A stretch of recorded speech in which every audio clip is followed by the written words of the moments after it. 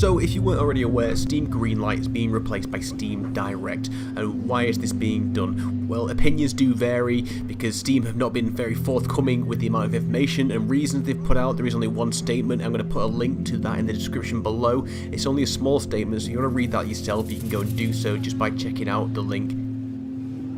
So why is this being done? Well, this is being done because Steam Greenlight is broken, and what the real problem is shyster companies creating garbage tier games just to create cash. And they are companies because these are not development studios, these are not gamers who are creating a game with an idea in mind, something fresh, something interesting, something they've been passionate about for years. These are people and individuals who are just looking to make anything which can pass as a game so they can sell it on Steam and make some money. And a great example of this is a company called Digital Homicide Studios, and they could not have named themselves any better. Digital Murder Studios, because this is exactly what they do. Companies like this are literally killing Steam. Since October 31st, 2014, in roughly 2 years, this company has created 21 games. 21 games, and this is exactly why Steam Greenlight is being replaced with Steam Direct. So what do we know about Steam Direct? How is it going to be any different from Steam Greenlight? Well, there are two things which are going to make it completely different from Steam Greenlight. One is this paperwork, and two is this money. The paperwork is something that has been described as being similar to that which you need when applying for a bank account. And the money is cash that you will need to put up front if you were going to place a game on Steam Direct. And this is where people have decided that Steam is just in it for the money. They're looking to do a cash grab and milk Steam Greenlight for everything it's worth. Now, personally, I think this is completely false, because this is a company who is rolling in the cash, and the amount of money that they can make through indie development is a fraction of their total capital. So if they wanted to make the money, they could simply just change the terms and conditions of Steam Greenlight to charge the people who use it, and people like me and you would probably have never even heard of this development.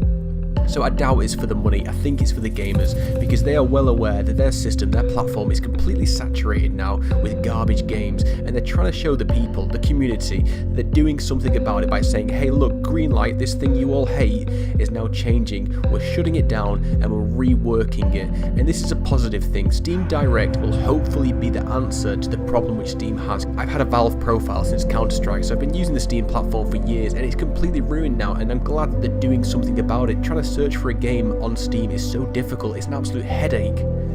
So we should all welcome this as a positive thing and a sign that Steam are looking to improve the broken and abused Steam Greenlight platform and replace it with this new feature of Steam Direct, where people have to fill out paperwork to apply for this, and hopefully then repeat offenders can be identified through this paperwork, and also people have to put up money to get their games out. Now, people are banding around this figure of $100. Well, this isn't true at all. $100 to $5,000 is the figure that's being bandied around in the Steam office.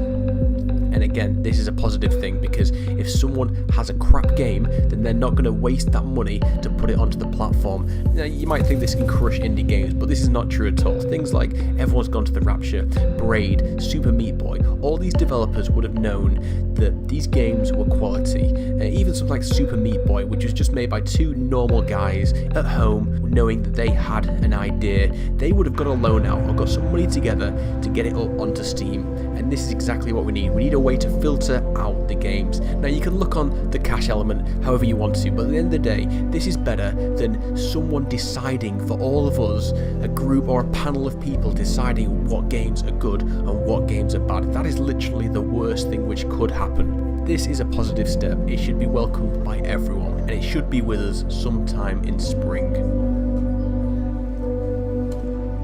So that's everything we know basically, and like I mentioned, you can go and check out that press release for yourself. It's just down in the description below. And thanks for checking this video out, and I hope it was helpful, and if you did like it, do consider giving us that thumbs up, because this is a brand new channel and every like really does help me get these videos out there into people's recommended feeds. And if you enjoyed it, why not subscribe? More videos like this one are uploaded every week.